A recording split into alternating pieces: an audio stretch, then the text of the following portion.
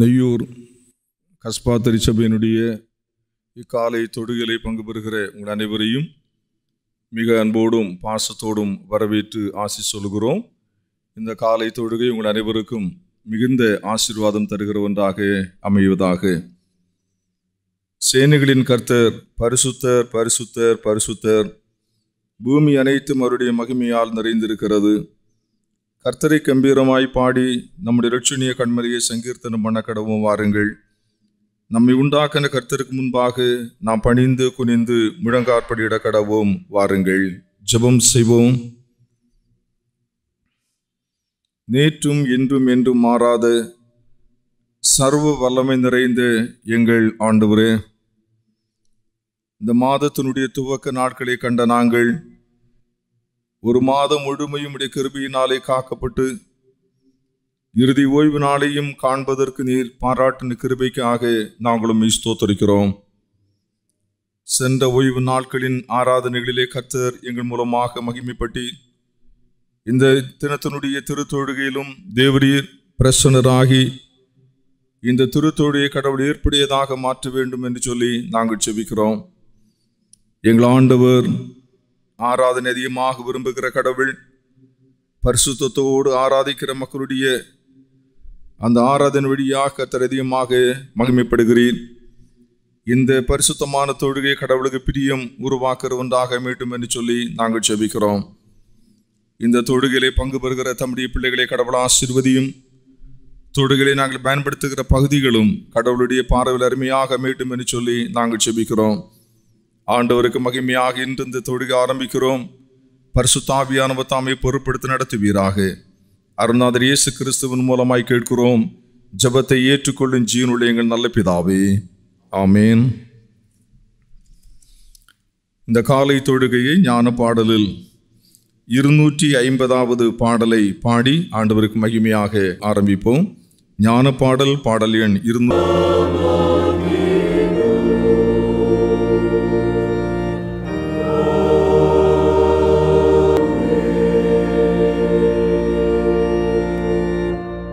ஜெபம் செய்வோம். சில வினாடிகள் நம்மை ஆராய்ந்து பார்ப்பதற்கென்று நேரத்தை பயன்படுத்துவோம்.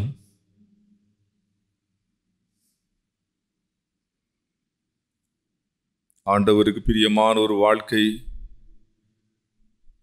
மீட்கப்பட்ட அனுபவத்தோடு வாழ்கின்ற ஒரு வாழ்க்கை நம்முடைய வாழ்வில் கிடைக்க வேண்டும் என்றால் நம்மை நாமே தற்சோதனை செய்து பார்க்க வேண்டும்.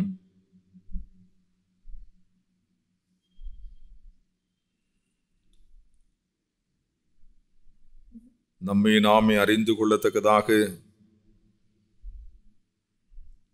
ஆண்டவர் விரும்பி இந்த நேரத்தை நமக்கு இலவசமாக தந்திருக்கிறார்.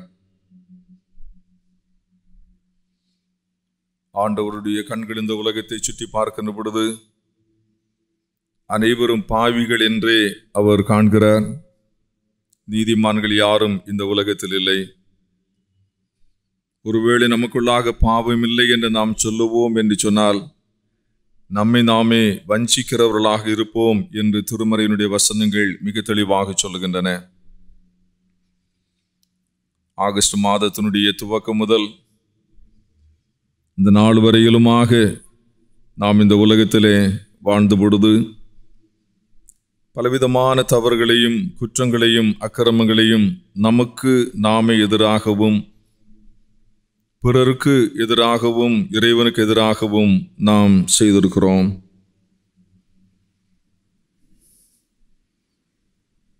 மீண்டும் மீண்டுமாக அந்த பாவ மூட்டைகளை சுமந்து புதிய காலங்களுக்குள்ளாக செல்லக்கூடாதபடி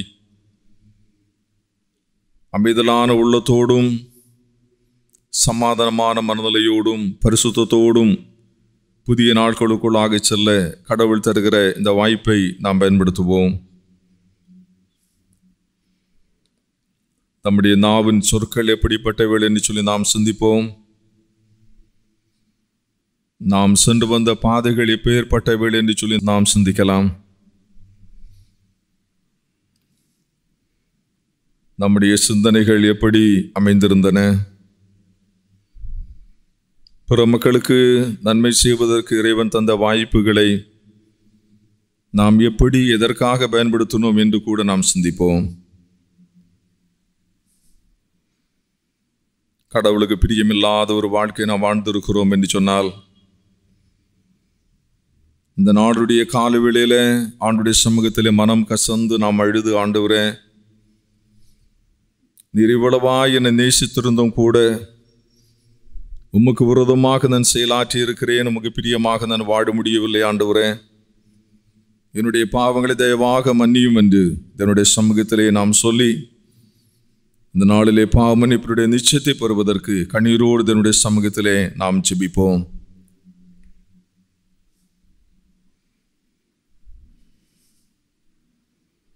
நான் எழுந்து என் தகப்பனிடத்திற்கு போய், தகப்பனே, பரத்துக்கு விரோதமாக உமக்கு முன்பாகவும் பாவம் செய்தேன், இனிமேல் உம்முடைய குமாரன் என்று சொல்லப்படுவதற்கு நான் பாத்திரன் அல்ல, உம்முடைய கூலிக்காரல் ஒருவனாக என்னை வைத்துக் கொள்ளும் என்பேன். ஒரு நிமிடம் அமைதலாக நம்முடைய பாவங்களை அறிக்கை செய்வோம்.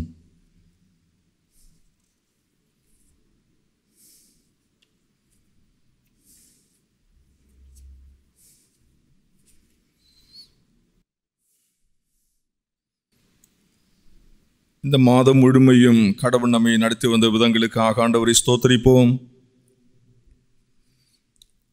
நம்மோடு கூட பயணத்தை ஆரம்பித்த அநேக மக்கள் இன்றைக்கு இந்த உலகத்தில் இல்லாமல் இருக்கிற சூழ்நிலைகளிலும் ஆண்டவர் கிருபையாக நம்மை இந்த உலகத்திலே வாழ வைத்திருக்கிறார்.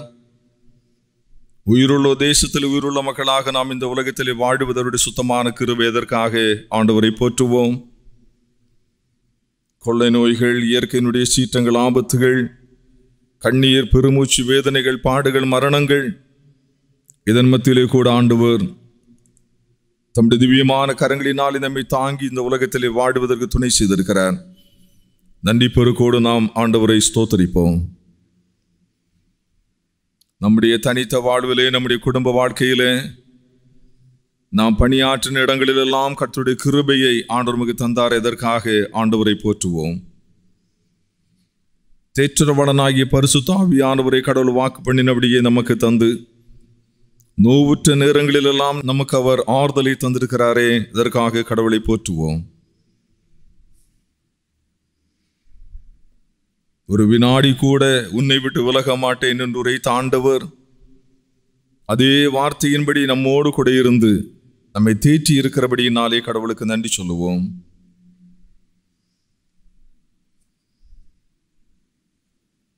உதவிக்காக நம்முடைய கண்களை பரத்திற்கு நேராக உயர்த்தின பொழுது ஆண்டவர் தம்முடைய திவ்யமான கரத்தை நமக்கு நேராக நீட்டி நம்மை அரவணைத்திருக்கிறாரே, அதற்காக கடவுளுக்கு நன்றி சொல்லுவோம்.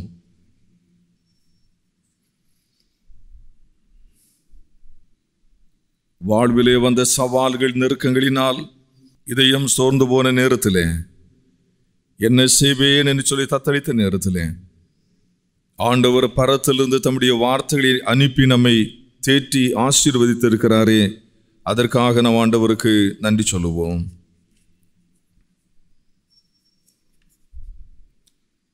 நன்றி நிறைந்த இருதயத்தோடு சங்கீதக்காரனோடு இணைந்து நம் ஆண்டவருக்கு ஸ்தோத்திரம் செலுத்துவோம். என் ஆத்துமாவே கர்த்தரை ஸ்தோத்திரி, என் முழு உள்ளமே அவருடைய பரிசுத்த நாமத்தை ஸ்தோத்திரி. என் ஆத்துமாவே கர்த்தரை ஸ்தோத்திரி, அவர் செய்த சகல உபகாரங்களை மறவாதே. ஆமன். ஆண்டவராய் இயேசுநாதர் நாம் ஜெபிக்கும்படி கற்பித்து தந்திருக்கிற ஜெபத்தை நம்பிக்கையோடு நாம் எடுப்போம். பரமண்டலங்களில் இருக்கிற எங்கள் பிதாவே, உம்முடைய நாமம் பரிசுத்தப்படுவதாக, உம்முடைய ராஜ்யம் வருவதாக, உம்முடைய சுத்தம் பரமண்டலத்திலே செய்யப்படுகிறது போல பூமியிலேயும் செய்யப்படுவதாக. அன்றுடைய எங்கள் அப்பத்தை இன்று எங்களுக்கு தாரும். எங்களுக்கு விரோதமாய் குற்றம் செய்கிறவர்களுக்கு நாங்கள் மன்னிக்கிறது போல எங்கள் குற்றங்களை எங்களுக்கு மன்னியும். எங்களை சோதனைக்குள் பிரவேசிக்க பண்ணாமல் தீமையிலிருந்து எங்களை ரட்சித்துக் கொள்ளும். ராஜ்யமும் வல்லமையும் மகிமையும் என்னைக்கு முடிவுகளே. ஆமேன். அமருங்கள்.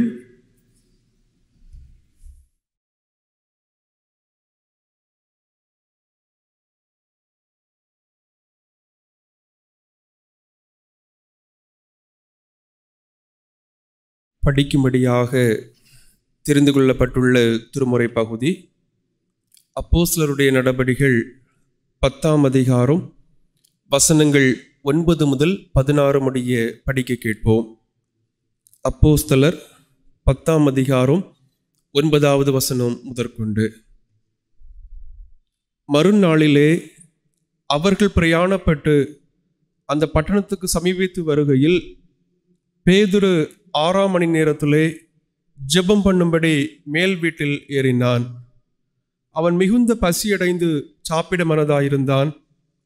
அதற்கு அவர்கள் ஆயத்தம் பண்ணுகையில் அவன் ஞான சிருஷ்டி அடைந்து வானம் திறந்திருக்கிறதாகவும் 4 முனைகளும் கட்டப்பட்ட பெரிய துப்பட்டியைப் போல ஒரு விதமான கூடு தன்னிடத்தில் இறங்கி தரையில் விடப்பட்டிருக்கிறதாகவும் அதிலே பூமியிலுள்ள சகலவிதமான 4 கால் ஜீவன்களும் காட்டு மிருகங்களும் ஊரும் பிராணிகளும் ஆகாயத்து பறவைகளும் இருக்கிறதாகவும் கண்டான்.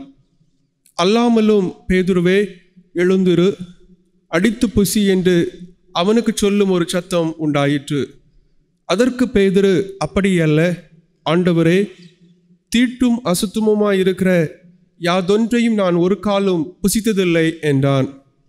அப்பொழுது தேவன் சுத்தமாக்கினவைகளை நீ தீட்டாக எண்ணாதே என்று 2ஆம் தரமும் சத்தம் அவனுக்கு உண்டாயிற்று. 3ஆம் தரமும் அப்படியே உண்டாயிற்று. பின்பு அந்த கூடு திரும்ப வானத்துக்கு எடுத்துக்கொள்ளப்பட்டது என்றார் என்பதே. படிக்கும்படியாக கொடுக்கப்பட்டுள்ள திருமறை பகுதி படித்தாயிற்று. இதனால் கிறிஸ்துவுக்கே மகிமை உண்டாவதாக.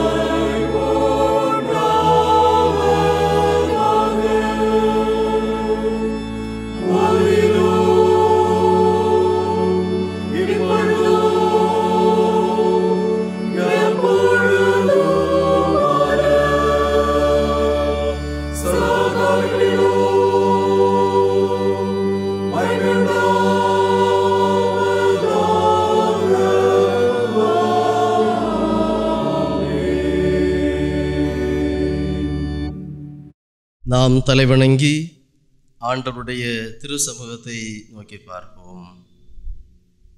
எங்கள் கண்மலையும் மீட்பெருமாகிய கர்த்தாவே, அடியே நாவின் சொற்களும் ஒவ்வொரு மக்களுடைய இருதயத்தின் தியானங்களும் ஆண்டவருடைய திரு சமூகத்தில் பிரீதியாயிருப்பதாக. ஆமீன். கிறிஸ்து இயேசுவில் பிரியமானவர்களே, மகிழ்ச்சி நிறைந்து இந்த ஓய்வு நாளிலே ஆண்டவருடைய திருவார்த்தையை கேட்கும்படியாக கடவுள் நமக்கு தந்த வாய்ப்பிற்காக ஆண்டவருக்கு நாம் நன்றி செலுத்துவோம். இந்த நாளிலும் இணையத்தின் வழியாகவும் தொலைக்காட்சியின் வழியாகவும் இத்தொழுகையிலே இணைந்திருக்கின்ற உங்கள் அனைவரையும் அன்போடு வாழ்த்தி வணக்கத்தினையும் தெரியப்படுத்தி கொள்ளுகின்றேன். இந்த நாளிலே சிந்தனைக்காக கொடுக்கப்பட்ட தலைப்பு, பல் நம்பிக்கை சமூகத்தில் கிறிஸ்தவ இருப்பு நிலை. பல் நம்பிக்கை சமூகத்தில் கிறிஸ்தவ இருப்பு நிலை. Christian presence in multi faith society. அதற்கு ஆதாரமாக தெரிந்து கொண்ட வசனம் நாம் பாடமாக படிக்க கேட்டதான அப்போஸ்தலருடைய நடபடிகள் 10வது அதிகாரத்தினுடைய 15வது வசனம். அப்போஸ்தலர் 10வது அதிகாரத்தினுடைய 15வது வசனம். அப்பொழுது தேவன் சுத்தமாக்கினவைகளை நீ தீட்டாக எண்ணாது என்று 2ஆம் தரமும் சத்தம் அவனுக்கு உண்டாயிற்று. தேவன் சுத்தமாக்கினவைகளை நீ தீட்டாக எண்ணாதே. கிறிஸ்துவுக்குள் அன்பானவர்களே, ஆசியா கண்டத்திலே இந்திய திருநாடு மிக சிறப்பான சிறப்பு தன்மைகளை கொண்ட ஒரு நாடு. பல சமயங்களை பின்பற்றுகின்றவர்கள், பல மொழிகளை பேசுகின்ற மக்கள், பல கலாச்சாரத்தை பின்பற்றுகின்ற மக்கள், இவ்விதமாய் பல வேறுபாடுகளை உடையவர்களாக இருந்தாலும் இந்திய நாட்டினுடைய மக்கள் என்கின்ற உணர்வோடு நாம் வாழ்ந்து கொண்டே இருக்கின்றோம். நம்முடைய இந்திய நாடு மிக சிறப்படைந்த ஒரு நாடாக உலகம் முழுமையும் போற்றப்படுவதற்கு இது ஒரு அடிப்படை காரணமாக இருக்கிறது என்பதையும் நாம் அறிந்திருக்கின்றோம். நம்முடைய முன்னாள் ஜனாதிபதி ஆகிய டாக்டர் ராதாகிருஷ்ணன் அவர்கள் எவ்விதமாய் சொன்னார், Indian culture is a rainbow culture என்று சொன்னார். அப்படி என்றால் இந்திய கலாச்சாரம் அழகிய வானவில்லை போல பல வண்ணங்களை கொண்டது என்கின்ற உண்மையை நாமும் அறிந்திருக்கின்றோம். இவ்விதமாய் அழகு நிறைந்த ஒரு நாடாக இந்திய நாடு விளங்குகின்றதையும் நாம் நம்முடைய வாழ்விலிருந்து கற்றுக்கொள்ள முடிகின்றது.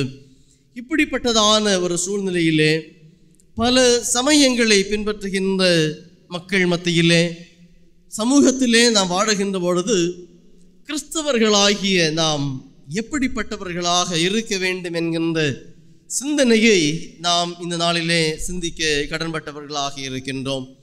இந்திய நாட்டிலே நாம் வாழுகின்ற பொழுது கிறிஸ்தவர்கள் மட்டும் தனியாக வாழ முடியாது. ஏனென்றால் நம்மோடு வாழுகின்ற மக்கள், நம் வாழுகின்ற சூழலிலே நம்மை சார்ந்திருக்கின்ற மக்கள், இவர்களெல்லாம் பல சமய நம்பிக்கையுடைய மக்களாக வாழ்ந்து கொண்டிருக்கின்றார்கள். அவர்களோடு தான் நாம் இந்த உலகத்திலே வாழ வேண்டும், அவர்களோடு நம்முடைய உறவை வலுப்படுத்தி கொள்ள வேண்டும் என்கின்ற உண்மையையும் நாம் உணர்ந்து கொள்ள வேண்டும். எனவே இந்த பன்மை சூழல் நிறைந்த ஒரு சமூகத்திலே கிறிஸ்தவர்களாகிய நாம் எந்த நிலையிலே வாழ வேண்டும் என்பது நமக்குள்ளே நாம் எழுப்ப வேண்டிய கேள்வியும், அதற்குரிய பதிலை நாம் அறிந்து கொள்வதும், அதன் அடிப்படையிலே இந்த உலகத்திலே வாழ்ந்து இறையரசை இந்த உலகத்திலே கட்டி எழுப்புவதும் நம்முடைய மிக முக்கியமான கடமையாக இருக்கிறது என்பதை நாமும் கற்றுக்கொள்ள அழைக்கப்படுகின்றோம். திருமறையை நாம் படிக்கின்ற பொழுது கூட பல இடங்களிலே இந்த சிந்தனைகள் பரந்தோடி கிடப்பதை நாம் அறிந்திருக்கின்றோம். வேற்று நாட்டு அரசரான வேற்று கடவுளை வழிபடுகின்றதான கோரேசை கூட கடவுள் தம்முடைய மக்களை விடுதலை செய்கின்ற கருவியாக பயன்படுத்தினார் என்று சொல்லி நாம் பழைய ஏற்பாட்டினுடைய வரலாறுகளிலே நாம் படிக்க முடிகின்றது. இஸ்ரவேல் மக்களுடைய வாழ்வின் சூழ்நிலைகளிலே பல நிலைகளிலே கடவுள் இதை உணர்த்தினான். கடவுள் ஏதோ ஒரு குறிப்பிட்ட மக்களுக்கு மட்டுமல்ல, உலக நாடு முழுமைக்கும் அவர் கடவுளாக இருக்கின்றார் என்கின்ற உண்மையை கடவுள் பல நிலையிலே தெளிவுபடுத்துகின்றதை நாம் கற்றுக்கொள்ள முடிகின்றது. இப்படிப்பட்டதான ஒரு சூழ்நிலையிலே நாம் இந்த உலகத்திலே எவனமாக வாழ வேண்டும். கிறிஸ்தவர்கள் என்கின்ற பெயரோடு இந்த உலகத்திலே வாழுகின்ற பொழுது பெயரளவிலே மட்டுமல்ல, வாழ்வு சார்ந்த அளவிலும் அதற்கான மாற்றங்களை கண்டுகொள்ள வேண்டும் என்கின்ற உண்மையைத்தான் திருமறை நமக்கு கற்றுத்தருகின்றது. அந்த நிலையிலே திருமறை சார்ந்து நாம் எப்படிப்பட்டவர்களாக வாழ வேண்டும் என்பதை இந்த நாளிலே சிந்திக்கலாம் என்று சொல்லி விரும்புகின்றேன். முதலாவதாக, கடவுளுக்கு உண்மையுள்ளவர்களாக நாம் வாழ வேண்டும். கடவுளுக்கு உண்மையுள்ளவர்களாக நாம் வாழ வேண்டும். Remain faithful to God. அன்பானவர்களே, தானியேலுடைய புத்தகத்தை நான் படிக்கின்ற பொழுது அங்கே ஒரு சிறந்த வாலிபனான தானியேலுடைய வாழ்வை குறித்து அந்த புத்தகம் முழுமையும் தெளிவாக நமக்கு கற்றுத்தருகின்றதை நாம் படிக்க முடிகின்றது. தானியேல் ஒரு வேற்று நாட்டிலே அடிமையாய் கொண்டு செல்லப்பட்டு வேற்று நாட்டினுடைய சூழ்நிலையிலே வாழ்ந்தாலும் தன்னுடைய வாழ்வு யெகோவாகிய கடவுளை பின்பற்றுவது என்பதிலே மிக தெளிவாக இருந்தார் என்பதற்கு சிறந்த சான்றாக அந்த பகுதி நமக்கு சொல்லுகின்றதை நாம் படிக்க முடிகின்றது. ஒரு நம்பிக்கையினுடைய வெளிப்பாடு அதில் இருக்கிறது. எவ்விதமாய் இந்த உலகத்திலே வாழ வேண்டும், கடவுளுக்கு உண்மையுள்ளவர்களாக இருக்க வேண்டும், கடவுள் நம்பிக்கையிலே வீழ்ந்து போகக்கூடாது என்பதிலே மிக தெளிவாக தானியேல் இருந்ததாக அந்த பகுதியிலே நாம் படிக்க முடிகின்றது. வரலாறை நாம் திரும்பி பார்க்கின்ற பொழுது கிமு 722 இஸ்ரவேலினுடைய 10 கோத்திரங்கள் அசீரியாவினுடைய தலைமைத்துவத்தின் கீழாக அடிமையாக கொண்டு செல்லப்பட்ட ஒரு சூழல். தொடர்ந்து 605 கிமு 605 ஆண்டிலே இந்த அசீரிய பேரரசு வீழ்ச்சியை காண்கின்றது. பாபிலோனிய பேரரசு தொடர்ந்து தன்னுடைய படைபலத்தை ஊக்குவித்தது. இந்த அரசை தோற்கடித்து நாடுகளை எல்லாம் பாபிலோனுடைய கட்டுப்பாட்டிற்குள்ளே கொண்டு வந்ததாக வரலாறிலிருந்து நான் படிக்க முடிகின்றது. யூதேயாவினுடைய அரசனாகிய யோயாக்கீம் அரசாண்ட 3வது வருஷத்திலே இந்த பாபிலோனுடைய மன்னராகிய நேபுகாத்நேச்சார் எருசலேமை முற்றுகையிடுகின்றான். முற்றுகையிட்டு எருசலேமை தன்னுடைய ஆதிக்கத்திற்கு கீழாக கொண்டு வந்தார் என்று சொல்லி நாம் வரலாறிலே படிக்க முடிகின்றது. இந்த தன்னுடைய ஆதிக்கத்திற்காக கொண்டு வந்து இங்கிருக்கின்றதான கல்வியிலும் அழகிலும் ஞானத்திலும் சிறந்ததான வாலிபர்களை எல்லாம் தன்னுடைய நாட்டிற்கு கொண்டு செல்லுகின்றான். விலையுயர்ந்த பொருட்களை எல்லாம் தன்னுடைய நாட்டிற்கு கொண்டு செல்லுகின்றான். மக்களையும் அடிமையாக கொண்டு சென்றார் என்று சொல்லி நாம் திருமறையிலே படிக்கின்றோம். இந்த அடிமையாக கொண்டு செல்லப்பட்ட குழுவிலே இருந்தவர்தான் இந்த தானியேல்.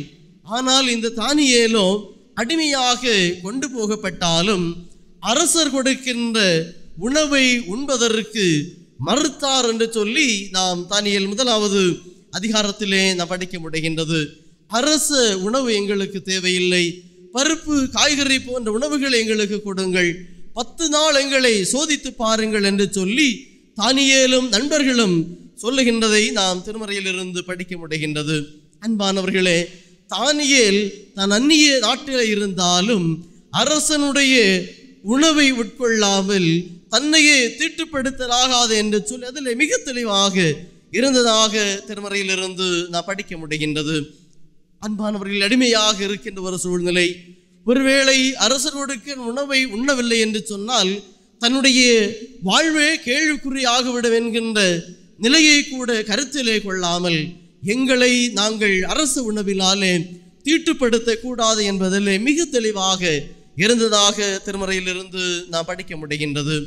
அன்பானவர்களே, இந்த தாயனுடைய புத்தகம் முழுமையும் நாம் கற்றுக்கொள்ளுகின்ற பொழுது இந்த ஒரு நம்பிக்கையிலே தன்னுடைய வாழ்விலே கடவுளுக்கு உண்மையுள்ளவர்களாக இருந்தபடியினாலே எத்தனை துன்பங்கள் வந்தாலும் அவைகளெல்லாம் கடவுளாலே பாதுகாக்கப்பட்டார் என்று சொல்லுகின்றதான நிகழ்வை நாம் திருமறையிலிருந்து படிக்கின்றோம். ஆனால் இந்த அரசனுடைய எண்ணம் எல்லாம் இந்த அடிமையாய் கொண்டு வரப்பட்டவர்களை எங்களுடையவர்களாக நாங்கள் மாற்றிக்கொள்ள வேண்டும், எங்களுடைய மொழியை அவர்களுக்கு கற்றுக் கொடுக்க வேண்டும், எங்களுடைய பழக்க வழக்கங்களை நாங்கள் கற்றுக் கொடுத்து அவர்களை எங்களுடைய கடவுளை பின்பற்றுகின்ற மக்களாக மாற்ற வேண்டும் என்பதிலே அரசன் மிக தெளிவாக இருக்கின்றார். ஆனால் இந்த தானியேலும் தானியேலுடைய நண்பர்களும் அரசருடைய உணவை ஏற்பதற்கு மறுத்தார்கள் என்று சொல்லி நாம் திருமறையிலிருந்து படிக்க முடிகின்றது.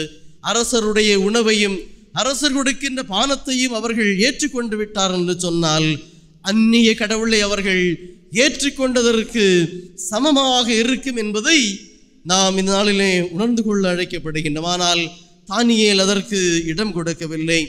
அது மட்டுமல்ல, பாபிலோனிய கல்வியை கொடுப்பதனாலே யூதர்களுடைய சிந்தனை போக்கை மாற்றிக்கொள்ளலாம் என்பதிலே கூட அந்த அரசு குறியாக இருந்தானால் தானியேலும் நண்பர்களும் அதற்கு ஒத்துக்கொள்ளவில்லை.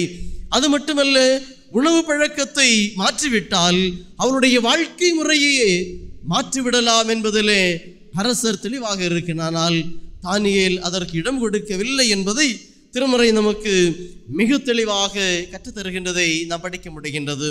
கிறிஸ்துவுக்குள் அன்பானவர்களே, இப்படிப்பட்ட ஒரு சூழ்நிலையிலே தானியேல் தன்னுடைய வாழ்விலே கடவுளுக்கு உண்மையுள்ளவராக இருந்தார் என்று சொல்லி திருமறை நமக்கு தெளிவாக கற்றுத்தருகின்றதை நாம் படிக்க முடிகின்றது. அந்நிய அரசருடைய ஆதிக்கத்தின் கீழாக இருந்தாலும் அந்நிய கடவுளை வழிபடுகின்ற மக்களுக்கிடையே வாழ்ந்து கொண்டிருந்தாலும் தன்னுடைய கடவுள் நம்பிக்கையிலே எந்த அளவும் வீழ்ந்து போகாதபடிக்கு கடவுளுடைய பார்வையிலே உண்மையுள்ளவர்களாக இருந்தார் என்று சொல்லி திருமறை நமக்கு தெளிவாக கற்றுத்தருகின்றது. அன்பிற்கினியவர்களே, இன்றைக்கு நம்முடைய வாழ்வு எப்படிப்பட்டதாக இருக்கிறது என்கின்ற கேள்வியை நமக்குள்ளே நாம் எழுப்ப அழைக்கப்படுகின்றோம். நாம் வாழுகின்ற சமுதாயத்தில் பிற மக்களோடு நாம் வாழ வேண்டிய சூழ்நிலை வந்தாலும் நாம் நம்முடைய கடவுள் மேலே வைத்த நம்பிக்கையிலே உண்மையுள்ளவர்களாக தளர்ந்து போகாமல் இருக்க வேண்டும் என்பதற்கு தானியேலுடைய வாழ்வு நமக்கு சான்றாக அமைகின்றது என்கின்ற உண்மையை திருமறை நமக்கு கற்றுத்தருகின்றது.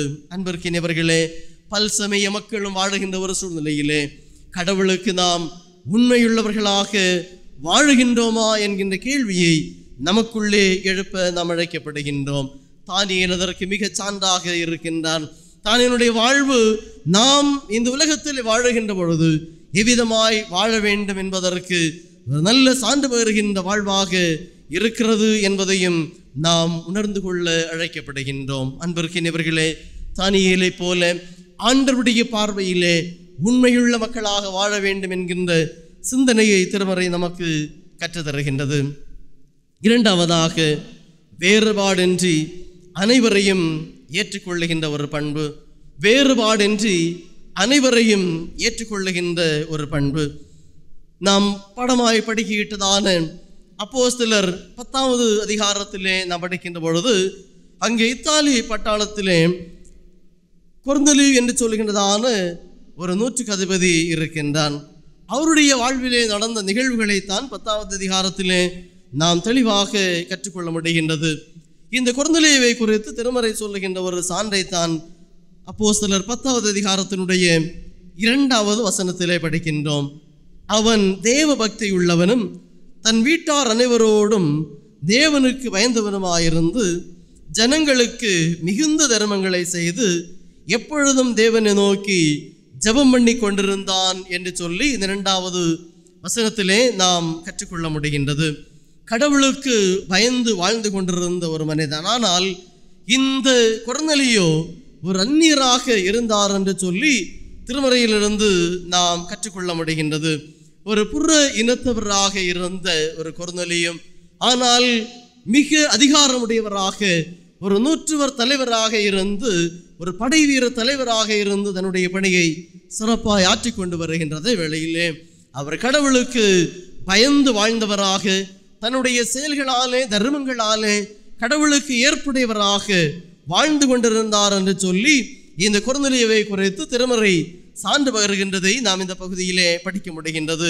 தொடர்ந்த பகுதியை நாம் கற்றுக்கொள்ளுகின்ற பொழுது உணவையெல்லாம் ஆயத்தப்படுத்திவிட்டு உண்பதற்காக முற்படுகின்ற ஒரு சூழ்நிலையிலே தான் கொண்ட ஒரு காட்சி, அதன் வழியாக ஏற்பட்ட ஒரு புதிய மாற்றத்தை தான் இந்நாளுடைய திருமறை பகுதியிலிருந்து நாம் கற்றுக்கொள்ள முடிகின்றது.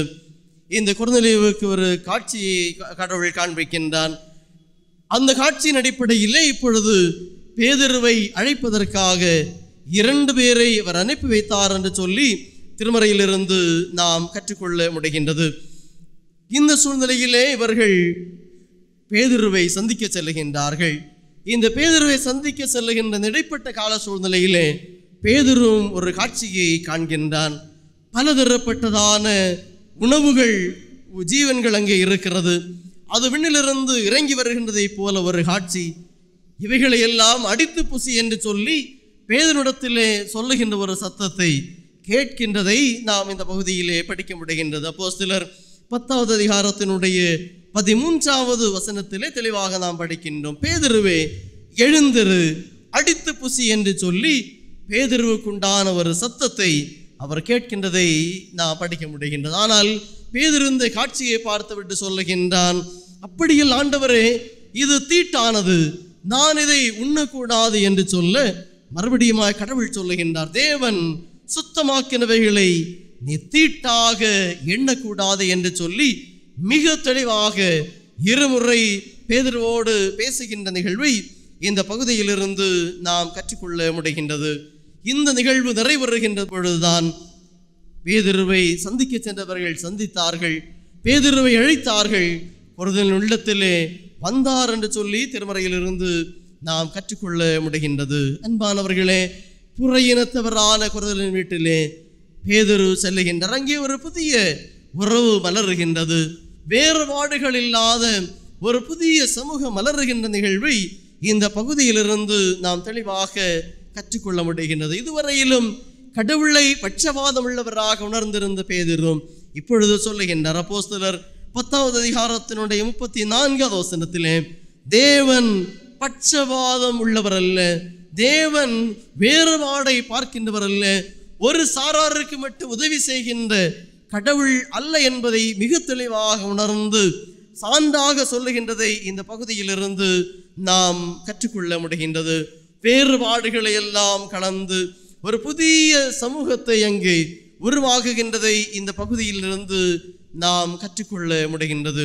கிறிஸ்துவுக்குள் அன்பானவர்களே, புறையினத்தவரான கொரிந்தியரிடத்திலே சென்று பேதுரு விதமாக புதிய உறவை உருவாக்கி தன்னுடைய வாழ்வையே அவர்களுக்கு சான்றாக மாற்றிக்கொண்டாரோ, அதை போல நாமும் இந்த உலகத்திலே வாழுகின்ற பொழுது எல்லா மக்களோடும் ஒரு நல்லுறவை உருவாக்கி கொள்ளுகின்ற, வேறுபாடில்லாமல் எல்லா மக்களையும் ஒன்றாக காண்கின்ற ஒரு மனநிலை நம்மிலே உருவாக வேண்டும் என்கின்ற உண்மையை நாம் திருமறையிலிருந்து கற்றுக்கொள்ள முடிகின்றது.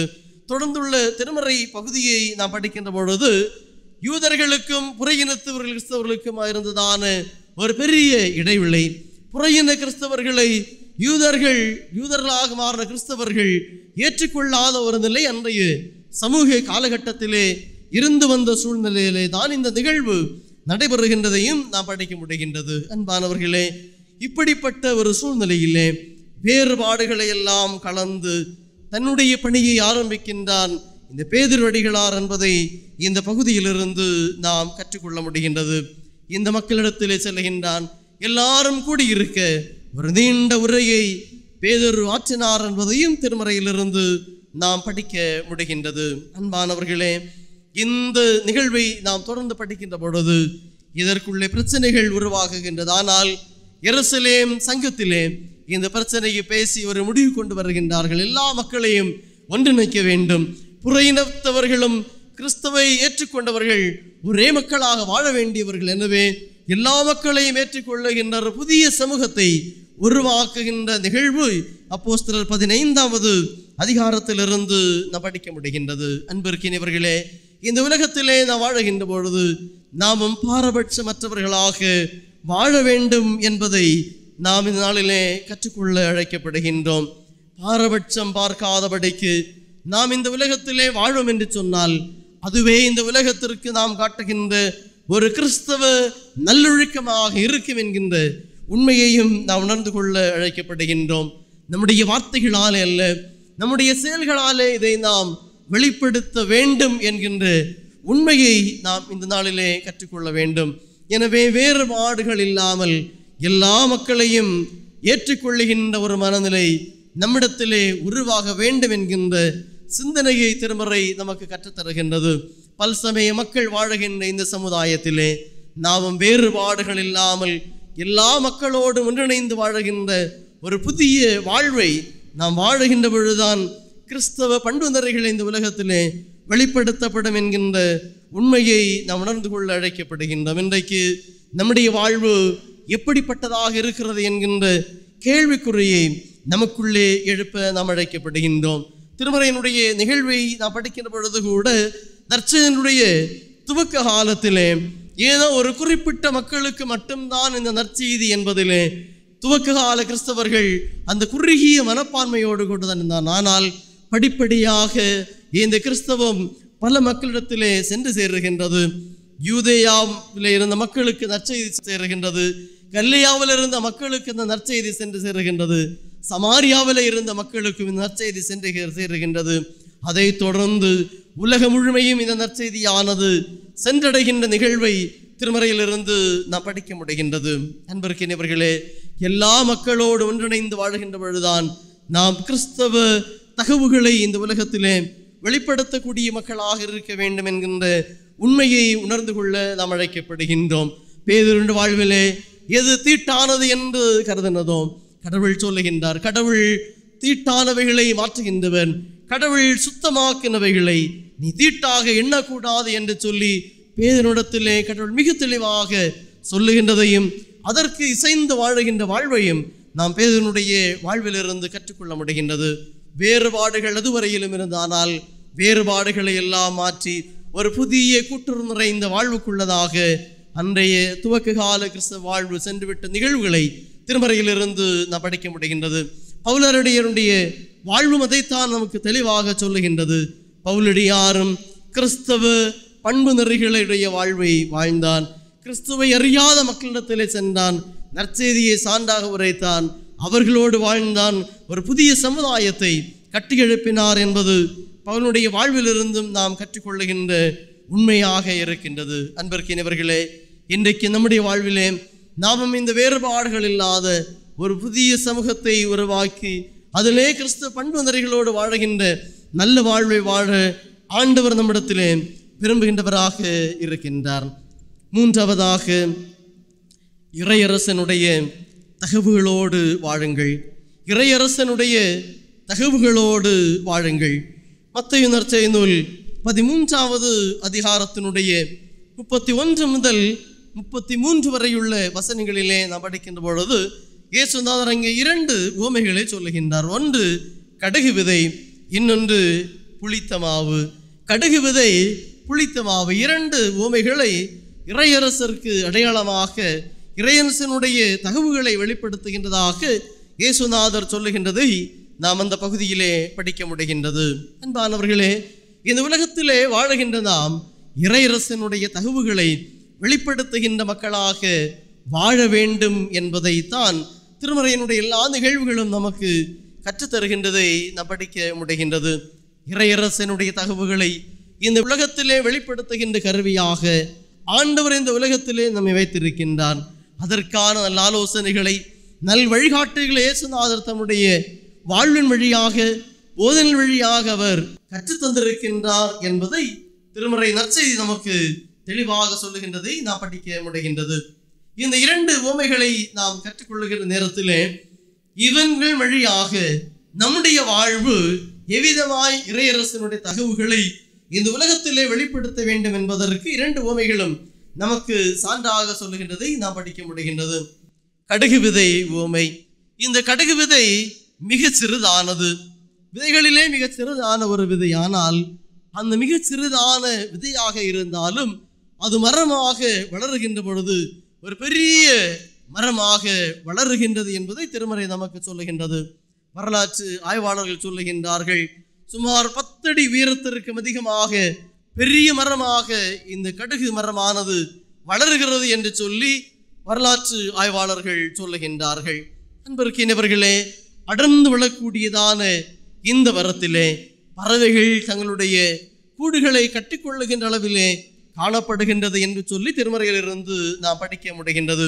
எல்லா பறவைகளும் இதற்கீழாக அடைக்கலமாய் வந்து சேருகின்ற ஒரு பண்பு இந்த கடுகு மரத்திற்கு உண்டு என்பதையும் நாம் திருமறையிலிருந்து கற்றுக்கொள்ள முடிகின்றது. அன்பானவர்களே, மிக சிறிதாக இருந்தாலும் அதனுடைய வளர்ச்சியினாலே, பண்பினாலே எல்லா மக்களையும் தன்னகத்தே ஒருமித்துக் கொள்ளுகின்ற ஒரு சிறந்த வாழ்வை இந்த உலகத்திலே வாழ வேண்டும் என்பதை நாமும் கற்றுக்கொள்ள அழைக்கப்படுகின்றோம். விண்ணரசு கடுகு விதைக்கு ஒப்பிடப்பட்டு இருந்தாலும் அதனுடைய வாழ்வு என்பது அதற்குள்ளாக வருகின்றவர்களாகிய நாம் அனைவரும் இறையரசனுடைய தகவுகளை இந்த உலகத்திலே வெளிப்படுத்தி வாழ்கின்ற மக்களாக வாழ்வதற்கு இது வழிநடத்துகின்றதாக அமைகின்றது. ஒருவேளை மிக சிறிதான ஒரு வாழ்வாக இருந்தாலும் அதனுடைய வளர்ச்சி என்பது மிக பெரிதாக இருக்க வேண்டும் என்பதை இந்த நிகழ்வு நமக்கு தெளிவாக கற்றுத்தருகின்றதை நாம் படிக்க முடிகின்றது. இரண்டாவதாக, புளித்தமா என்கின்ற உவமை. கொஞ்சமாக இருக்கின்ற புளித்த மாவானது அனைத்து மாவையும் புளிப்புள்ளதாக மாற்றுகின்றது என்று சொல்லி இயேசுநாதர் சொல்லுகின்றான். அன்பானவர்களே, இந்த புளித்தமா உவமை என்பது கடுகு விதை உவமையிலிருந்து சற்று வேறுபட்டதாக இருக்கின்றது. இந்த புளித்த மாவினுடைய தன்மை நமக்கு நன்றாக தெரியும். மிக குறைந்த அளவிலே புளித்ததாக இருக்கின்ற மாவு நல்ல மாவிலே இணைக்கின்ற பொழுது மாவு முழுவதையும் புளிப்பாக மாற்றுகின்றது என்பதை நாம் அறிந்திருக்கின்றோம். தன்னுடைய அந்த புளிப்பு தன்மையை மாவு முழுமைக்கும் அது ஊடுருவி செல்லுகின்ற ஆற்றல் அதற்கு உண்டு என்பதையும் நாம் அறிந்திருக்கின்றோம். அன்பானவர்களே, ஊடுருவி சென்று தன்மையப்படுத்துகின்ற ஆற்றல் இந்த புளித்த மாவிற்கு உண்டு என்பதை நாம் அறிந்திருக்கின்றோம். அன்பிற்கினவர்களே, நாம் இந்த உலகத்திலே வாழுகின்ற பொழுது ஒரு புளித்த மாவாக நாம் இந்த உலகத்திலே வாழ வேண்டும். அப்படி என்று சொன்னால் நாம் இந்த உலகத்திலே வாழுகின்ற பொழுது நம்மிலே இருக்கின்ற கிறிஸ்தவ தகவுகள் இந்த உலகத்திலே ஊடுருவி செல்ல வேண்டும் என்கின்ற உண்மையை நாம் கற்றுக்கொள்ள அழைக்கப்படுகின்றோம். நம்மிலே இருக்கின்ற கிறிஸ்தவ தன்மைகள் எந்த அளவிற்கு இந்த உலகத்திலே ஊடுருவி செல்கின்றதோ அந்த அளவிற்கு தான் இறையரசனுடைய தகவுகள் இந்த உலக மக்களை சென்று சேரும் என்பதிலே நாம் தெளிவுடையவர்களாக இருக்க வேண்டும் என்கின்ற உண்மையை நாம் உணர்ந்து கொள்ள அழைக்கப்படுகின்றோம். அன்பானவர்களே, நம்மிலே இருக்கின்றதான, நம்மிலே வெளிப்படுத்தப்பட வேண்டியதான இறையரசனுடைய தகவல் ஆகிய அன்பு, நீதி, அமைதி, இரக்கம் போன்றவைகள் நம் வழியாக இந்த உலகத்திலே வெளிப்படுத்தப்பட வேண்டும் என்பதை நாம் இந்த நாளிலே கற்றுக்கொள்ள அழைக்கப்படுகின்றோம். இவைகள் எவ்விதமாக நம்முடைய செயல்கள் வழியாக இந்த உலகத்திலே, நம்முடைய சமுதாயத்திலே ஊடுருவி செல்கின்றதோ அப்பொழுதுதான் இறையரசனுடைய தகவல்களை நாம் இந்த உலகத்திலே பறைசாற்றுகின்ற மக்களாக, இந்த உலக மக்களையும் இறையரசருக்குள்ளாய் கொண்டு வருகின்ற ஒரு வாழ்வு நம்மிலேயும் வாழ முடியும் என்கின்ற உண்மையையும் உணர்ந்து கொள்ள அழைக்கப்படுகின்றோம். எவ்விதமாய் ஒரு சிறிய கடுகு விதை வளர்ந்து பெரிய மரமாகி பறவைகள் எல்லாம் அதற்குள்ளே வந்து அடைக்கல் புகுகின்ற ஒரு பெரிதான பண்பை தன்னிலே வெளிப்படுத்துகின்றதோ, அதை போல இந்த உலகத்திலே வாழுகின்ற நாமும் கிறிஸ்தவ தகவுகளை வெளிப்படுத்தி வாழும் என்று சொன்னால், பிற மக்களையும் இந்த இறையரசருக்குள்ளதாக ஈர்த்து வருகின்ற, ஊடுருவி செல்லுகின்ற ஆற்றல் நிறைந்த வாழ்வை நாமும் வாழ வேண்டும் என்கின்ற உண்மையை நாம் உணர்ந்து கொள்ள அழைக்கப்படுகின்றோம். இன்றைக்கு நம்முடைய வாழ்விலே நாம் எப்படிப்பட்ட மக்களாக வாழ்ந்து கொண்டிருக்கின்றோம் என்கின்ற உண்மையை நாம் நமக்குள்ளே உணர அழைக்கப்படுகின்றோம். மிஷனரிமார்களுடைய வாழ்வுகள் எத்தனையோ நாம் அடுக்கிக் கொண்டே செல்லலாம். ஒரு வில்லியம் கேரியினுடைய வாழ்வு இந்த இந்திய மண்ணிலே அவர் வந்ததினாலே ஏற்பட்ட பல மாற்றங்கள் வரலாறுகளிலே நாம் படிக்க முடிகின்றது. வெஸ்ட் பெங்கால் பகுதியிலே நடைமுறையில் இருந்ததான உடன்கட்டை ஏறுகின்ற வழக்கத்திற்கு அடியோடு முற்றுப்புள்ளி வைக்கின்றான் தன்னுடைய வாழ்வின் வழியாக. அவர் இந்த கிறிஸ்தவர் அல்லாத உலகத்திலே வந்தாலும் கிறிஸ்தவ பண்புதர்களை தன்னிலே வெளிப்படுத்துகின்றான், இறையரசனுடைய தகவுகளை வெளிப்படுத்துகின்றார். தவறு என்பதனிடத்திலே தவறை சுட்டி காண்பிக்கின்றார். இதுவல்ல, இதுதான் வாழ்வு என்பதிலே மிக தெளிவாக கற்றுக் கொடுத்தார் என்று சொல்லி நாம் வில்லியம் கேரியினுடைய வாழ்விலிருந்து படிக்க முடிகின்றது. அது மட்டுமல்லாமல் நம்முடைய தென் திருவிதாங்கூர் பகுதியினுடைய வரலாறை நாம் திருப்பி படிக்கின்ற பொழுது, நம்முடைய பகுதியோட கிறிஸ்தவர்கள் அல்லாத மக்களாக வாழ்ந்து கொண்டிருந்த பகுதியிலே அந்நிய நாட்டு மிஷனர்களுடைய இந்த இந்திய மண்ணினுடைய வருகையின் விளைவாக பல மாற்றங்களை நம்முடைய பகுதியும் கண்டுகொண்டது என்பதை நாம் அறிந்திருக்கின்றோம். நமக்கு ஏற்பட்ட கல்வியினுடைய வளர்ச்சி, அதனாலே ஏற்பட்ட சமூக விழிப்புணர்வு, இதனாலே சமூகத்தில் ஏற்பட்டதான மாற்றங்கள், பெண்கள் கூட தங்களுடைய மேல் ஆடையை அணிய முடியாமல் கேவலமாக இந்த உலகத்திலே நடந்த வாழ்வுடைய நிலைகள். ஆனால் இவைகளுக்கு எதிராக மிஷனரிகளுடைய அயராத உழைப்பு, அவருடைய பிரயாசங்கள், இவருடைய விளைவாகத்தான் இன்றைக்கு நாம் இந்த சமூகத்திலே தலை நிமிர்ந்து வாழ முடிகிறது என்கின்ற உண்மையை நாம் எந்த நிலையிலும் மறந்து போகவே முடியாது. அன்பிற்கினியவர்களே, இறையரசனுடைய தன்மைகள் இந்த உலகத்தில் வெளிப்படுத்தப்பட வேண்டும். நீதி, நியாயம் என்பது எல்லா மக்களுக்கும் ஒன்றுதான். உயர்ந்தவர்கள் தாழ்ந்தவர்கள் என்று இருக்கக்கூடாது. எல்லா மக்களும் கடவுளுடைய பார்வையிலே சமமானவர்கள். எனவே உயர் ஜாதி மக்களைப் போல தாழ்ந்த குலத்தில் இருக்கின்ற மக்களும் வாழ வேண்டும் என்பதிலே அவர்கள் மிக தெளிவாக இருந்தார்கள். கிறிஸ்தவத்தினுடைய தன்மைகளை வெளிப்படுத்தினார்கள். இறையரசனுடைய தகவுகளை இந்த உலகத்தில் வெளிக்கொடுத்தார்கள். அதன் வழியாக கிறிஸ்தவம் இந்த உலகத்தில் இன்றைக்கும் நிலை நிற்கின்றது என்கின்ற உண்மையை நாம் உணர்ந்து கொள்ள அழைக்கப்படுகின்றோம்.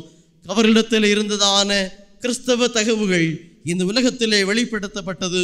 இதன் வழியாக இந்த உலகத்திலே நாமும் வாழ்ந்து கொண்டிருக்கின்றோமே. எப்படி என்றால், பல சமய மக்கள் வாழுகின்ற சமுதாயத்திலே நாம் இன்றைக்கு எந்த அளவிலே இறையரசனுடைய தகவுகளை இந்த உலகத்திலே வெளிப்படுத்துகின்றோம் என்கின்ற கேள்வியை நமக்குள்ளே எழுப்ப நாம் அழைக்கப்படுகின்றோம். அன்பானவர்களே, இந்த உலகத்திலே கிறிஸ்தவர்களாக வாழுகின்ற நம்முடைய வாழ்வு கிறிஸ்தவ அர்ப்பணியோடு இணைந்த ஒரு வாழ்வு என்பதை நாம் எந்த நிலையிலும் மறுக்க முடியாது. அந்த அர்ப்பணியோடு இசைந்த வாழ்விலே இறையரசனுடைய தகவுகளை இந்த உலகத்திற்கு நாம் வெளிப்படுத்துகின்ற மக்களாக இருக்க வேண்டும் என்கின்ற உண்மையை நாம் உணர்ந்து கொள்ள அழைக்கப்படுகின்றோம். கடவுளுடைய அன்பை இந்த உலகத்திற்கு நாம் வெளிப்படுத்துகின்ற மக்களாக இருக்க வேண்டும்.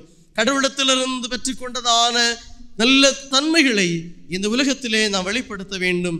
நீதியையும் நியாயத்தையும் நிலைநாட்டக்கூடிய மக்களாக இந்த உலகத்திலே நாம் வாழ வேண்டும், செயல்பட வேண்டும் என்கின்ற உண்மைகளை நாம் உணர்ந்து கொள்ள அழைக்கப்படுகின்றோம். அன்பிற்கினியவர்களே, இறையரசனுடைய தன்மைகளை இந்த உலகத்திலே நாம் வெளிப்படுத்தும் என்று சொன்னால், அதன் வழியாக இந்த உலகத்திலே நாம் நம்முடைய வாழ்வின் வழியாக பிற மக்களுக்கும் கிறிஸ்தவ பண்பு நெறிகளை நாம் ஊட்டி வளர்க்க முடியும் என்கின்ற உண்மைகளையும் நம்முடைய வாழ்வின் வழியாக பிற மக்களும் கிறிஸ்துவனுடைய அன்பையும் கிறிஸ்துவனுடன் பெற்றுக்கொள்ளுகின்றதான ஆசையையும் அவர்களும் பெற்றுக்கொள்ள முடியும் என்கின்ற உண்மையையும் உணர்ந்து கொள்ள நாம் அழைக்கப்படுகின்றோம். அன்பிற்கினவர்களே, பன்முக மக்கள் வாழுகின்ற ஒரு சூழ்நிலையிலே நாம் தானியேலை போல கடவுளுடைய பார்வையிலே உண்மையுள்ளவர்களாக வாழ்வோம். பேதுருவை போல எந்தவித வேறுபாடும் இல்லாமல் அனைத்து மக்களையும் ஒன்றாக பார்க்கின்ற அந்த மனநிலையை நம்மளை உருவாக்கி கொள்வோம். இறையரசனுடைய தகவுகளை இந்த உலகத்திலே நாம் வெளிப்படுத்தி வாழுகின்ற பொழுதுதான் உண்மை கிறிஸ்தவர்களாக இந்த பல்சமய சூழலிலே வாழ முடியும் என்கின்ற உண்மையை உணர்ந்து கொள்ள நாம் அழைக்கப்படுகின்றோம். அறிவர் தாமஸ் தங்கராஜ் அவர்கள் தமிழ்நாடு இறையியல் கல்லூரியிலே ஆசிரியராக பணியாற்றியவர்கள். அவர்கள் இந்த உலகத்திலே நம்முடைய கிறிஸ்தவருடைய வாழ்வு எப்படிப்பட்டதாக இருக்கக்கூடாது என்பதிலே அவர் மிக தெளிவாக இருந்தான். அதற்கான அழகான பாடல்களை அவர் இயற்றினார் என்பதையும் நான் ஒருவேளை பலர் அறிந்திருக்கலாம்.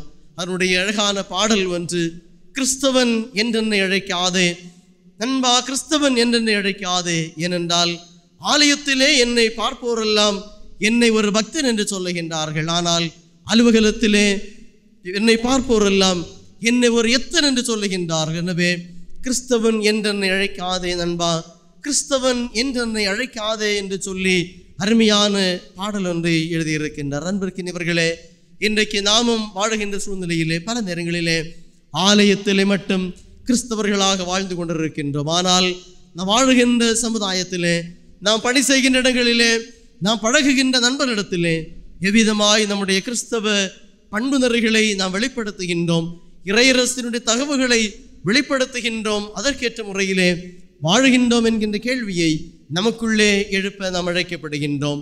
நாம் இந்த உலகத்திலே வாழுகின்ற பொழுது ஒருவேளை பல சமயத்தை பின்பற்றுகின்ற மக்களோடு வாழ வேண்டிய சூழ்நிலையிலே நாம் வாழ்ந்து கொண்டிருந்தாலும் அவனுடைய அந்த மக்கள் மத்தியிலே நாம் கிறிஸ்துவனுடைய நற்பண்புகளை இந்த உலகத்தில் வெளிப்படுத்தி கிறிஸ்துவுக்கு நற்சான்று பெறுகின்ற மக்கள் வாழ கடவுள் நம்மிடத்தில் விரும்புகின்றான்.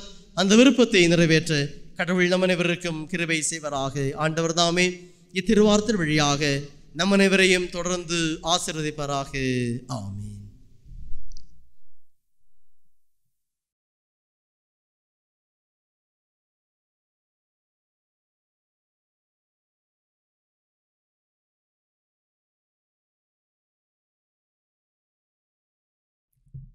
தொடர்ந்து நாம் அனைவரும் எழுந்து நின்று நம்முடைய விசுவாசத்தை அப்போஸ்தல விசுவாச பிரமாணத்தின் வழியாக சேர்ந்து அறிக்கையிடுவோம்.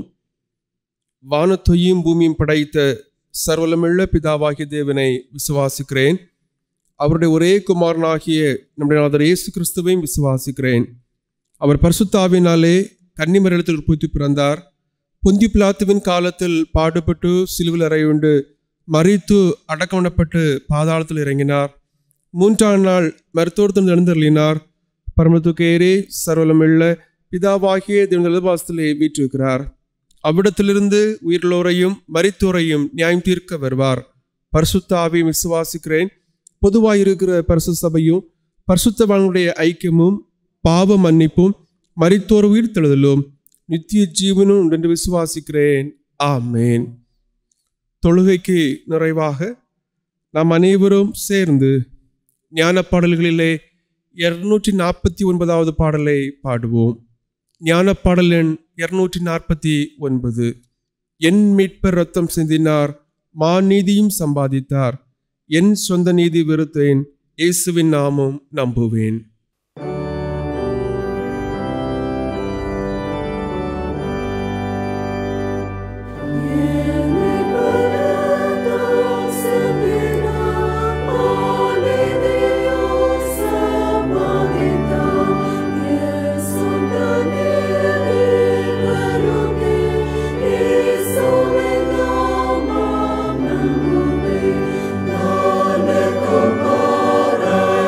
Stop.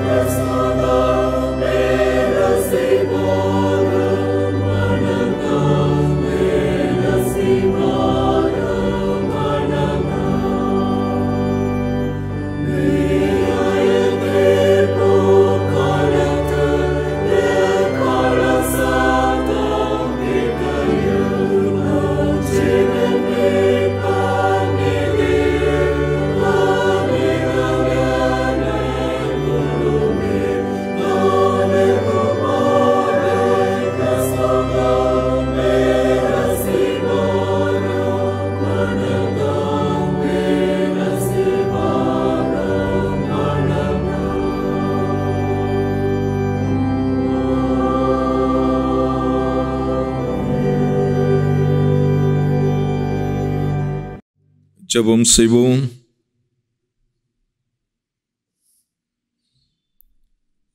இரகாசனத்தில் இருக்கிற அன்பு நிறைந்த நல்ல கடவுளே, இந்த மாதத்தினுடைய இறுதி ஓய்வு நாளிலும் நாங்கள் உம்முடைய சமூகத்திலே வந்து ஆராதிக்க கடவுள் செய்த கிருபைக்காக நாங்கள் உம்மை போற்றுகிறோம். பாடல் பாடி நாங்கள் உம்மை மகிமைப்படுத்தவும், திவ்யமான வார்த்தைகளை கேட்டு நாங்கள் எங்களை ஆற்றுப்படுத்தவும் தந்த கிருபைக்காக உம்மை போற்றி நிற்கிறோம் சுவாமி. ஆண்டவர் எங்களுக்கு தந்த உன்னதமான வார்த்தைகளுக்காக ஆண்டவரை போற்றுகிறோம். பல சமய நம்பிக்கை, பலவிதமான வேறுபாடுகள் நிறைந்த மக்கள் வாடுகிற உலக சூழலிலும் நாங்கள் கிறிஸ்தவர்களாக வாடுகிற பொழுது கிறிஸ்தவத்தினுடைய தன்மையை இழந்து போகாதபடி பிற மக்களுக்கு கிறிஸ்துவனுடைய ஆற்றலை கொடுக்கிற மக்களாக இந்த உலகத்திலே வாழ வேண்டும் என்று சொல்லி அப்பன் கற்பித்திருக்கிறேன். ஆண்டவரை, பொதுவாக மனிதர்களுக்கு இருக்கின்ற பாடுகளும் கஷ்டங்களும் தேவைகளும் எங்களுக்கு இருந்தாலும் நாங்கள் மக்களோடு எங்களை ஐக்கியப்படுத்தி ஒன்றித்து வாடுகின்ற பொழுது கிறிஸ்தவம் என்கிற கிறிஸ்துவனுடைய தன்மைகளை இழந்து போகாதபடி இருக்க பரிசுத்த ஆவியானவர் தாமே இன்னும் எங்களுக்கு துணை செய்ய வேண்டும் என்று சொல்லி நாங்கள் ஜெபிக்கிறோம். ஆயினும் உண்மையையும் பரிசுத்தத்தையும் அன்பையும் நாங்கள் இந்த உலகத்தின் மக்களுக்கு கொடுக்கத்தக்கதான திராணியை கடவுள் எங்களுக்கு தர வேண்டுமே. கிறிஸ்தவத்தினுடைய அடிப்படை தத்துவங்கள் உலகத்திலே பலவிதமான மாற்றங்களை கொண்டு வந்திருக்கின்றன. அநேக மக்கள் வாழ்வில் உயர்வுகளையும் ஆசீர்வாதங்களையும் பெற்றிருக்கிறார்கள். இன்றைக்கும் கிறிஸ்தவத்தின் மூலமாக இந்த உலகம் எதிர்பார்க்கிற நன்மைகளை பெற்று அனுபவிக்க அடிமைகளாகி எங்களை கடவுள் காரணிகளாக பயன்படுத்த வேண்டும் என்று சொல்லி நாங்கள் ஜெபிக்கின்றோம். ஆண்டவரே, எங்கள் திருச்சபைக்காக நாங்கள் பிரார்த்தனை செய்கின்றோம். அனைத்து குடும்பங்களை கடவுள் இம்மட்டுமாக பேணி பாதுகாத்து வந்திருக்கின்றீர். நன்மையான ஈவுகளை தந்திருக்கிறீர். தம்முடைய பிள்ளைகளை பெற்றுக்கொள்ள வேண்டிய ஆசீர்வாதங்களை குறைவில்லாதபடி அருளி இருக்கிறீர். நாங்கள் உமக்கு நன்றி செலுத்துகிறோம் சுவாமி. ஆனாலும் சில குடும்பங்களிலே பாடுகள், பாரங்கள், கவலை, கண்ணீர் நிரம்பின அனுபவத்தோடு இருக்கிறார்களே, நீர் அவர்களை சந்திக்க வேண்டுமே. குடும்பங்களிலே கடவுள் தந்திருக்கிற பிள்ளைகளை தம் அன்பு கரங்களிலே தருகிறோம். கடவுள் ஆசீர்வதியும். குறிப்பாக வாலிப பிள்ளைகளோடு ஆண்டவருடைய கிருபை அதிகமாக தங்கி இருக்கட்டும்.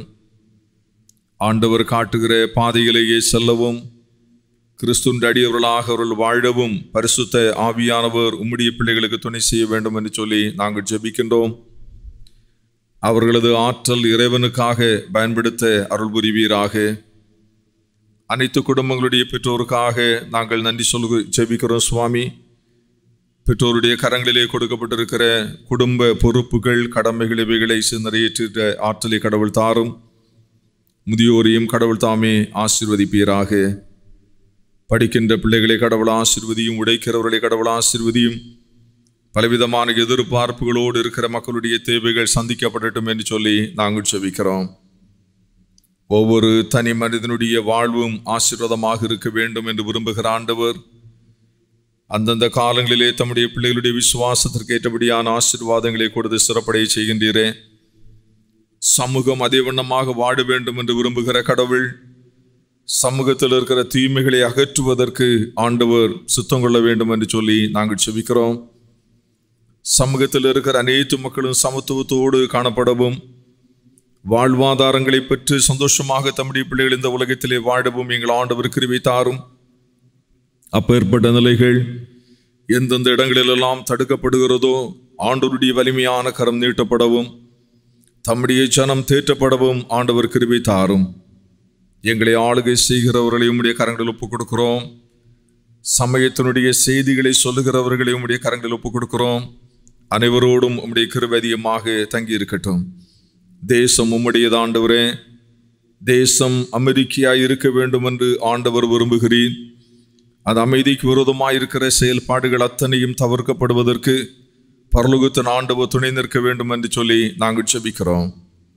ஆண்டவர், இந்த மாதம் முழுமையும் எங்களோடு கூட இருந்த ஆண்டவர், புதிய மாதத்தை நாங்கள் சந்திக்கிற பொழுதும் நாங்கள் தனிமையாய் இந்த மாதத்தில் பிரவேசிக்க கூடாதபடி இறைவனோடு இணைந்து புதிய மாதத்தில் சென்று ஆண்டவருடைய வழிநடத்துதலையும் ஆசீர்வாதங்களையும் முழுமையாக பெற்று நாங்கள் தொடர்ந்து பயணிக்க விண்ணகத்தின் ஆண்டவர் துணை செய்ய நாங்கள் செபிக்கிறோம். இன்றைய தொழுகையிலே வந்திருக்கிற குறைகள் குற்றங்கள் எல்லாவற்றையும் மன்னிப்பீராக. என் தேவாதி தேவன் மட்டும் மகிமைப்பட வேண்டும் என்று சொல்லி நாங்கள் செபித்தங்களை முற்றிலுமாய் உம்முடைய கரங்களில் ஒப்புக் கொடுக்கிறோம். ஆண்டவருடைய பிரசன்னம் தொடர்ந்து எங்களோடு கூட இருக்கட்டும். இயேசு கிறிஸ்து மூலமாய் கேட்கிறோம். ஜெபத்தை ஏற்றுக்கொள்ளும் ஜீவனுடைய எங்கள் நல்ல பிதாவே.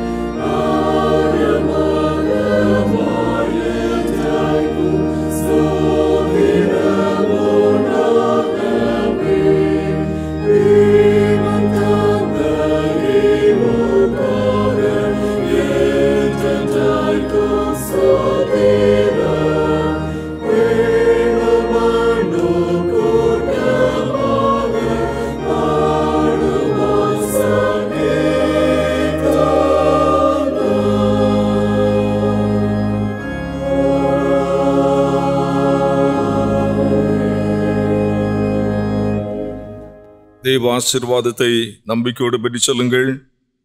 கர்த்தர் உங்களை ஆசீர்வதித்து உங்களை காக்க கடவர். கர்த்தர் தம்முடைய முகத்தை உங்கள் மேல் பிரகாசிக்க பண்ணி உங்கள் மேல் கிருபையாயிருக்க கடவர். கர்த்தர் தம்முடைய முகத்தை உங்கள் மேல் பிரசன்னமாக்கி உங்களுக்கு சமாதானம் கட்டிட கடவர்.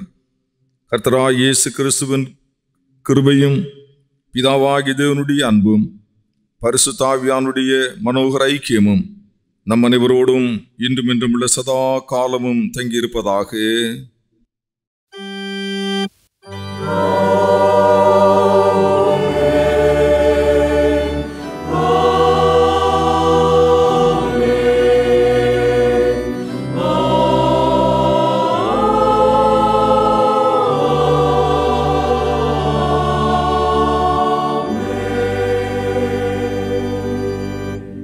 ஆண்டவர் உங்களோடு இருப்பாராக.